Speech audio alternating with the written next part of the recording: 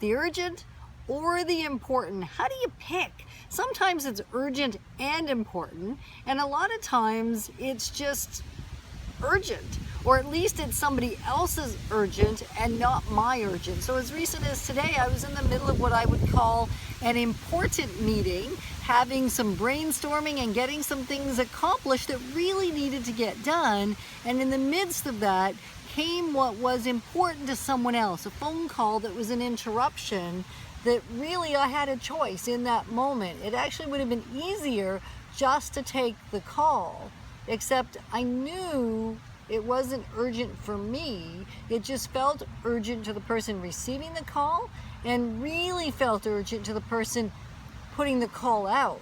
And yet, what was I supposed to do? Because as soon as I stepped away, then I lose the focus. I lose the good stuff. Like this camera going in and out is causing some distraction. And it's very much the same thing when you are busy in an important task or an important meeting or important conversation, or even writing an important note, that so often other stuff comes up to distract. And it really, the first question is it vitally urgent? Is it actually urgent to me, or is it truly urgent to the other person, or does it just feel like it, just because we're impatient often in this world and in our lives?